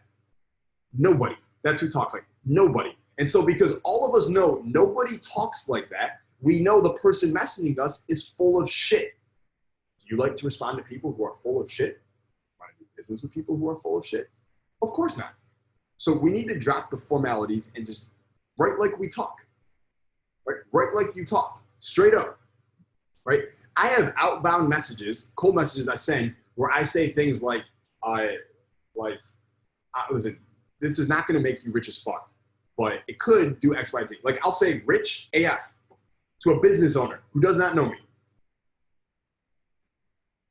Because that's how we talk, right? Now it is surrounded in a context of words that sound smart or sound normal so I don't sound like an idiot, but I will put little things in there to write like we talk, right? To make it sound like normal. Again, if they're gonna do business with you, in their mind, they realize I'm gonna have to see this person once a month or talk to them once a month or once a week or whatever. So I'm gonna be spending time with this person. So I wanna feel comfortable with this person because I'm gonna have to see them a lot. And if I don't feel comfortable with them, I feel it's very formal and boring or whatever, or stuffy, I don't wanna do business with them because I don't wanna have to see them all the time. But if I really like the person, even if their shit's not that good, I'll probably do business with them because I like being around them, right? So we wanna write like we talk. We want to write to one person, the message. Talk to one person, even if it's more. Have you noticed that even when I'm teaching you here and we have 129 people on this live call, I am talking to you, right? So we want to talk to one person, even if the message is going to more. And then the third one, very important, you want to text and type like a 14-year-old girl. You guys ever seen how 14-year-old girls type and text? Here's what it looks like. They send 3 words. They go, send, right? Full screen for this. They go, send, send, send, emoji face, send, eggplant, send, LMAO, send, what the fuck, send, miss you, send. And it's like 30 messages at once. And they all come in these little short chunks, right? That's actually how we want to message. That's how we want to communicate with our prospects. You want to text and you want to type like a 14-year-old girl. So in the DM on Instagram, when we are messaging with prospects, our messages are like this. Like it's not, this is a one phone, this is another, and this is the chat. This is the bad way. Where you send one long message and the other person goes, what the fuck? Why'd you send me all that stuff, right? There's a long message. Versus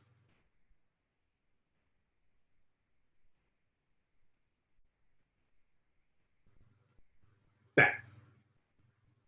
Which one to you looks more natural, more genuine? Which one to you looks like someone put a lot of time and thought into this message and therefore they must have ulterior motives, AKA whiskers. If you're already trying to get clients, you've already been messaging people and you've been doing it this way, and you make the switch to this way, you will immediately start making more money. You are.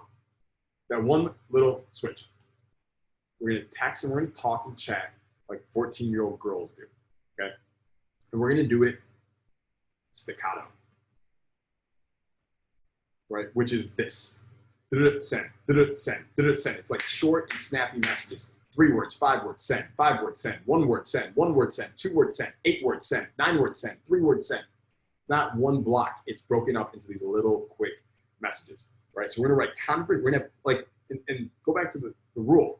We're here to have conversations, not essays. If I write someone a block, that's a fucking essay. If it's a conversation, it's short, snappy messages, and we're playing hot potato.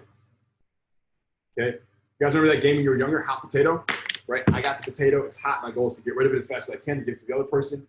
That's what I'm doing when I'm chatting, when I'm chat closing, when there's conversational income. Right? You send me the potato, I say something, I throw it right back to you with another question. And then you say something, you throw it right back to me. Then I say something, I throw it. It's a back and forth.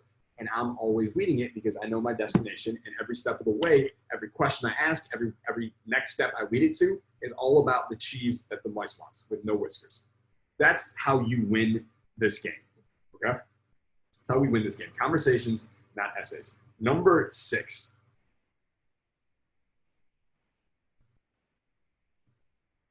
Let the market reject you. So very, very soon, you are going to be sending messages to clients and prospects. You're going to be having conversations with people, some of whom are going to give you money. Some of you, that's shocking. I get it. It's actually going to happen. It will not happen, though, if you never ask, right? Please write this down. You never know unless you ask. You never know unless you ask. You never know unless you ask. Jason, I don't want to send the message. I don't want to go talk to that girl. She probably has a boyfriend. I don't want to message this business. They're probably busy. You know what? They probably won't be interested. This is mosquito talk. All right, that's how mosquitoes talk. Oh, they probably, I don't think they won't even respond to me. Why would they like me? Why would she like me? She probably has a boyfriend. I probably shouldn't. They're busy. This is mosquitoes. This is nonsense, right? And even worse, what you're doing when you say these things to yourself and you stop yourself from reaching out and asking is you are rejecting yourself. You're stopping it before it even starts. You're using an excuse like they're not interested, but they didn't say that. You did. So you're the one rejecting yourself from what you want in the first place. How does that make any sense at all? It doesn't, right? So instead of you rejecting yourself, we're going to let the marketplace reject you. I want to send the messages out, right? Instead of me saying, she probably has a boyfriend. They're probably not interested. They're probably busy. They probably wouldn't want this. Instead of me saying those things, I would much rather them say them to me, because at least then I know. Otherwise, I don't know. We have to fucking ask. We have to let the marketplace reject us. I like getting rejected. I have no problem with it. Every rejection, I know I'm fucking closer to hitting gold, right? And it makes me tougher because I get another reference experience in my life showing me that rejection does not define me. I get more proof that I really don't give a fuck what people think. I know what I'm doing here. I know where I'm going. Right? Rejection's like resistance for my muscles, like my entrepreneur muscles. I love it. I really, really, I'm weird. Like I get high off it. Like, fuck yeah. Right? Reject me. You're dumb. That's in my mind. My brain goes like, you're dumb. You have no idea what you, like, wait till I make all your friends money and then you want to work with me and I say I'm too busy. Like, that's going to be awesome. I can't wait. Right? Too bad. Like, that's just, I'm fucking competitive about this stuff. Right? The other thing that's really important is just remember, in case you're like a very logical person, and I'm speaking too emotionally for you right now, there's a technique. It says rejection, then retreat, right? Reject, then retreat. And it's a psychological technique where you ask someone for something that you know they're going to say no to, only so that you could then ask for something smaller, which they probably will say yes to now, which is what you wanted all along. So for instance, imagine you're a kid and you go Sunday night, school tomorrow, and you go, Mom, I want you to take all of us for ice cream. I want to get this. I want to get a sundae. I want to get strawberries and cherries and hot fudge and all this stuff. I want you to take the whole family, etc. It's going to be great. And she's like, we're busy. I can't do all that stuff, etc. She's like, no, we just can't do it. You go, oh, really? Can we please, like, maybe? No, we can't do it. Okay. Well, can I at least have cookies then before bed? Yes, fine. You can have cookies before bed, right? And all you wanted the whole time was cookies, but you knew if you asked for cookies first, she was going to say no. So you asked for something else that she's going to say no to on purpose so that you can then, because she feels guilty now, that you can ask her for something smaller, which is what you wanted all along, right? So getting rejected actually allowed you to get what you wanted in the first place, right? So anytime anyone here is like, I don't want, dude, there's a reason for it. It's actually good. The other point is, because this is chat, you're not getting rejected in the way that you think you'll get rejected. Like when you get rejected over chat, here's what it sounds like. Hey, thanks for messaging me. I'm going to have to pass. That's rejection. Hey, thanks for messaging me. Not really interested right now. Right? Very rarely, I've gotten it a couple times, but very rarely someone will be like, why the fuck are you messaging me? The fuck is wrong with you? There was one person I messaged where they were like, I don't understand, like, what are you talking about? This is fucking weird. Like, they were very negative about it right away. And I was like, I'm probably not gonna get this person anyways. So I hit them back and I was like, I was like, it's actually really simple. I'm looking to do this, like cheese. I'm looking to help you do this. Basically, there's two options that we have here. Option A, you are open to like a 3-minute chat with me where I can show you what I'm thinking and possibly talk about it. Or option B, you just tell me to fuck off. And she responded back right away. She goes, I'm taking option B. It was hilarious, right? But it's no big deal. It's like, that's rejection on chat. It's a fucking message. It's nothing, right? It's not like you're going door to door and getting doors slammed in your face. This is like way easier, way better, right? And understand in terms of rejection, asking is the beginning of receiving. Asking is the beginning of receiving. Jim Rohn had this great quote. He used to say, he said, don't go to the ocean with a teaspoon, at least bring a bucket so the kids don't laugh at you, right? Great line. You don't go to the ocean doesn't care if you come with a teaspoon or a bucket. So you may as well bring the bucket, right? And you may as well bring a bucket so the kids don't laugh at you. Look at that guy, the teaspoon in the ocean. What's he thinking? Where's his bucket, right? So that's number 6. Last one, number 7, extremely important. Find your mice, right? Find your mice. So we've talked a lot about how we're going to communicate with mice, how we're not going to communicate with mice, all this conversational income. But where are you going to find the mice? Where are they? How do you know who to message or what, how do you get their information? How do you do all this stuff? This is the easiest part. All right, the easiest part. I'll just do a very, very quick demonstration for you right here. So I'm going to go to this website that I think everyone here has heard of, hopefully, called google.com. All right, great website. You should check it out. Google.com. And let's say that my niche, again, go for all of them, right, if you can. But let's say I'm going to go my niche. And I'm going to go, let's say my niche is Orange County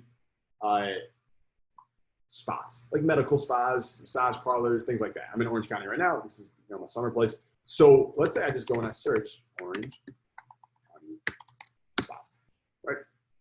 And I come in here. Okay, there's these places here. I see that there's spas. Let's go to this thing called Yelp, right? Let's use Yelp.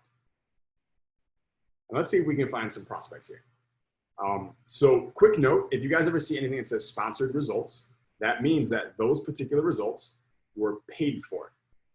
On a deeper level, that means that these businesses are paying money to Yelp to have their business listed there. That means that they already like marketing and are proving to you right now that they will spend money on marketing. Probably good prospects. Would you agree? Yes or no? The person most likely to now spend money on marketing is the person who just spent money on marketing. Always. Right? So those are good results. I like the sponsored ones. I would take all of those. But we can keep going down here. Right?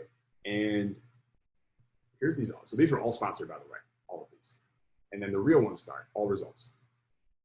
Right? 1, 2, 3, 4, 5, 6, 7, 8, 9, 10. Great, there's 10 prospects right there. And I go down, holy crap, there's 183 pages of this. Are they all businesses? No. Are a lot of them? Yeah. That's a lot of fucking businesses, right? That's a lot. So let's say I click on just one of them, right? Cool. I don't even know what this is. Drift, a waterfront spa. So I'll go here. And here's what I can do, right? So there's their website, so I can go to that. I can get their information from there.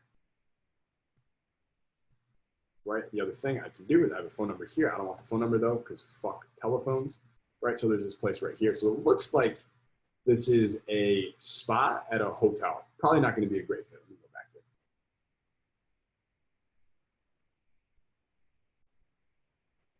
Irvine Spa, right? So they have a website. Great. Here's the other thing I can do. I'm going to go to their website. When I go to their website, I like to see, I want to get their contact information, like their email, but I also want to see, here we go, their Facebook or their Instagram, so I can message them there.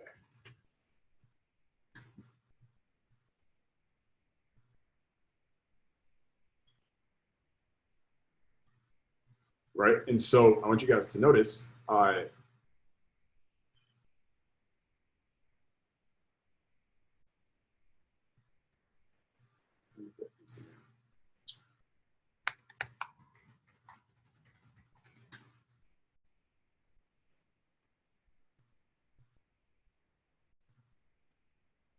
Okay, so you have their Facebook. That is actually an unofficial page. And you can hit them up on Facebook, or you can go on Instagram and you can message them on Instagram. Or what I would really do here, most likely, because they're on Yelp, is I would just grab their email.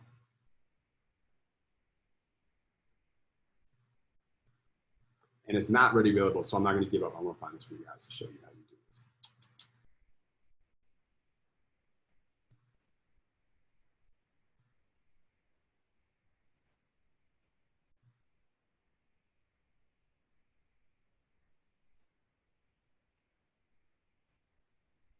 Yeah, and I'm not seeing their email on here. So technically, to be perfectly honest with you guys, what I would do is this is what I would do. I would call them and I would just say, what's the email? So I have something to send you guys. That's literally what I would say. And I would just start building up their email, right? And here's what I want you to remember. There are hundreds of these, right? And this is one small niche in just one county, right? And I'll just keep going down the list. And I'll just grab, maybe I'll create an Excel spreadsheet, and I'll just put in name of business, phone number, email. I'll just build a database of all that information. And by the way, there are tools out there that can help you with this as well. I'm just showing you guys a very, very simple way of doing this. The point is, we just want to collect all this information, right? So I'll take this one. All right, I just want emails and I want Instagrams and I want Facebooks. That's always what I'm looking for. And then you just keep adding them up. We just build that database, right? This one's even cooler. You can text them right there. Text them at that number, right? So I'm just building up this map. And again, if they don't list it, I'm just going to call them and I'm just going to say, hey, what's your email?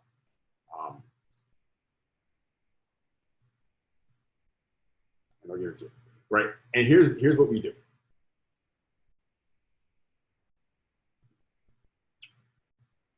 Once we have that database of all that stuff,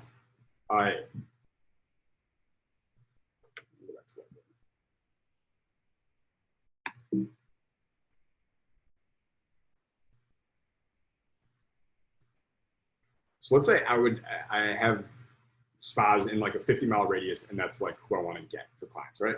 So let's say I build a database of like 100, and I have their email, and I have their IG, and maybe I have their Facebook, maybe they have a different social media as well where I can contact them. But what I'm going to do is I'm going to send, remember we talked before, it's hunt and short, right? The hunt short game, which was like here, right? Hunting and short game, which could be DM email, outreach campaign, a wow package. Typically it's going to be an outreach campaign, DM and email kind of thing, outreach. So the message you're going to send to them, right? So I might send 20. I might send a message to the first 20, and then I'll see which ones respond. Again, industry average is 1%. I typically get 40 to 50. Logan on the very first try was getting 14% cold. So if you send to 20, you might get 4 to respond back. 3 or 4 or 5 respond back on that very first message, which is really, really good. You'll probably convert one of those into a client if you follow the system. But I'll send the first 20, and then I will use the feedback I get from those first 20 to optimize my message. So the message I sent to these first 20, I'll take the feedback they give me, like what seemed to work, what didn't, and then I will tweak my message and optimize it. Apple Pen is going crazy right now. I will send to the next 20 with the better message. And this time I'll get 5 people or 6 people to reply because my shit's getting better, because we're working on it. You can go in the Facebook group. You can have people help you with it. Like, we're all going to help each other do this, right? So you're going to keep optimizing the message that you use for that niche, and you're going to build on it and you're building on it. And here's the best part. This is why I like this kind of method. By the time you've sent 100 messages out, so you did this, you sent 20, feedback to optimize, sent 20 more, feedback to optimize, 20 more. By the time you hit 100, you have a near perfect cheese message. You have a near perfect cheese message to send to people in that niche. And if you're good, which you are, you can send that message now to businesses of that niche all across the country, all across the world. And it's the one that's dialed in. It's the control. So if it's medical spas in Orange County and you've got a few clients from this 100 blast, great. Now you can go to every other county that you can think of where you want to do business in. And you have a winning message now that you know works, right? And just one side note, when you're sending these messages, I don't want anyone to think that you can waste the message. Like, I don't want to send my new message to businesses I don't know, or the business I really want, because if they don't get back to me, then I've lost them. It doesn't work that way. You can never waste the message over chat. If you send one to someone and they don't respond, you can just send them another one a week or two later, completely ignoring the first one you sent them, as if you never messaged them in the first place, and 95% of the time it works great. So you can't actually waste the message outbounding to anybody. Any questions about finding your mice?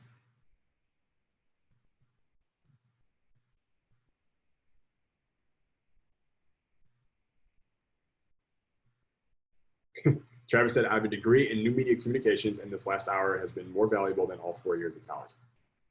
Awesome, dude. That is kick-ass. Yeet said, first message, are we going to reveal our gender, or do we just say, do your birthdays? I'm going to go over all that next week, dude, in the next episode.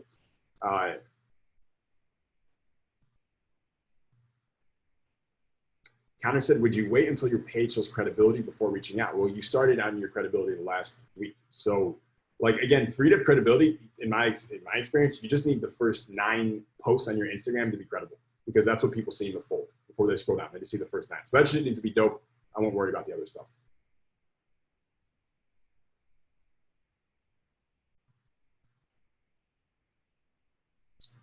Okay, so I'm going to answer questions for a couple more minutes, and then I'm going to give you your homework. So a lot of these questions are repeat, I see from people. Michael said, will it hurt me not having any followers on my business account? It won't hurt you, but you should have more followers. A very, very simple way to get more followers is just literally spend 20 minutes a day just following people in your niche, and then leave a comment on their page. Don't try and take anything from them. Don't like try and sell them. Just add value, and a lot of them will just follow you back. It's a very, very simple strategy to just get a few hundred followers, maybe up to 1,000 or something like that, of real followers. We don't buy fucking fake followers. That's stupid. It's really bad for your account. Brian said, when it comes to improving the cheese, how to make that adjustment? People will talk about that. Eric said, going back to 5 stars, if they don't know by when they want it, should we create a timeline? No, there's no timeline, because it's their timeline. It's not your timeline. So we're gonna select the right information to show them in order to get them to get a little more urgent on it. And if it's not the time, then again, remember the 1585 rule. They'll decide in their own world. There will be unexpected forces that happen in the world that will drive them to either have to do it now, when they're planning on doing it later, et cetera, and then they'll come back. They'll be more receptive then. Andrew said, for local companies, instead of sending a wow package, what is your take on delivering it in person with the attached business card? Dude, in person's great. I just like the wow package because it's got a little more mystery about it. Like they really kind of want to respond because no one's ever done that before. Whereas a lot of people have come into their office and give them a fucking business card. Everyone does that. George, don't worry about that. You're good. Blake said, who will I private label from? Dude, later on in this training, we're going to talk all about private labeling. And again, as I said last week, I've already created 2 options for you. One is paid and one is free, and they're both great. And they're both going to give you really good people and agencies to private label from.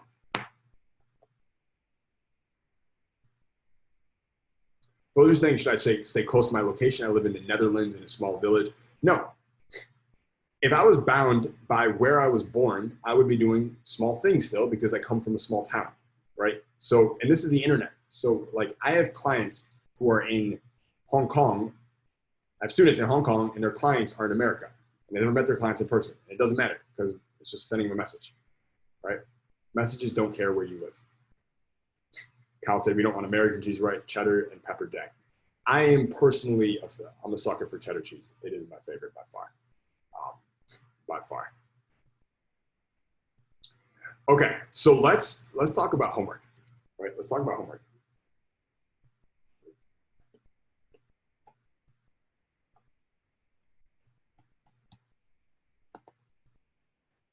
So number 1, I I want you to build your starting database with 200 prospects in the database, right? 200 prospects in the database, people that you, businesses that you consider yourself reaching out to, possibly signing up as clients, right? I want you to, if you can, IG, their email, phone number, and ideally, I want this to go in a spreadsheet. Spreadsheets are free. It's called Google Sheets. You guys can use them. Very, very simple. Watch a YouTube video for 5 minutes to show you how to use a Google Sheet. This is a good way to organize this information. So I want you to get 200 prospects. In addition, I want you to also build a list of 20 dream clients. I want you to source 20 dream clients, like businesses or people that you would love to work with, be able to do business with, to be able to say, yeah, that's my client. 20 dreams in there as well. So you have 220 total. So that next week when we go over what message to send, how to send it, what do you say when they reply, all that stuff. Who do I send to first? All that nitty gritty stuff. So when we go over it next week, at the end of next week, the shit starts and you are ready to message people and the game fucking begins. And for some of you, money is literally just days away at that point.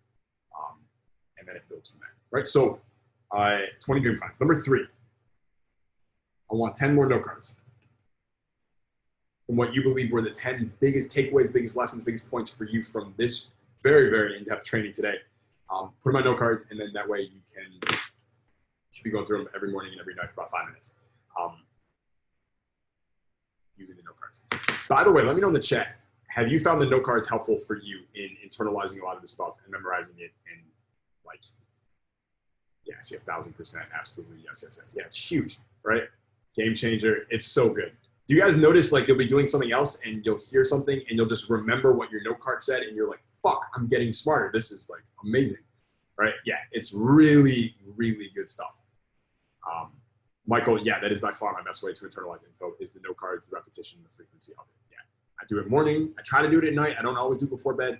And then if I go to the bathroom, I'll try note cards are nearby. I'll bring them in with me, right? Yeah, note cards are incredible. So next week, like I said, we are going to be going into the nitty gritty of the messages to send, who to send them to, how to respond to get them always responding, how to keep them interested, basically how to take this almost all the way to sale. So very, very exciting. If you are new, I really want you to catch up. So if you can find time over the next week to watch episode 1, 2, if you haven't yet, so that you're caught up with us by the time we get to episode 4. And there's something called the forbidden checklist as well, which we're going to be going over. And it's kind of like my go-to checklist to make sure every message I send is all cheese, no whiskers, and extremely likely to get the response, to get a response, and very, very likely to get the response that I want. And let's just recap what we went over. Like we covered here today, like 6 of the 6 humongous rules to converting people over chat, which is a skill that will literally print money for the next 10 or 20 years, if not more, for anyone here for free. We covered the hunt, attract matrix. We talked about so much stuff here, cheese and whiskers, and always be leading in 5-star prospects and let them reject you. And always, knowing thy destination, conversations, not essays, texting like a 14-year-old girl, finding your mice. And we're very, very close to the finish line. You're closer than you think. And, I had a great time today. So hopefully everyone got a ton out of this today. I see some of these chats are awesome, guys. I really appreciate it. Dude, this class was awesome, and so on and so forth. So thank you guys so much for sharing your time and your energy. I really appreciate it. It means a lot to me when you guys are as fucking in it as I am. And for a lot of you, I'll see you guys at the High Status Summit in just a couple of days here in Orange County. For those that could not make it, we will miss you, and I'll see you on Monday for episode 4 of Social Media Boss. So everyone take care and God bless. I'll see you soon. Peace.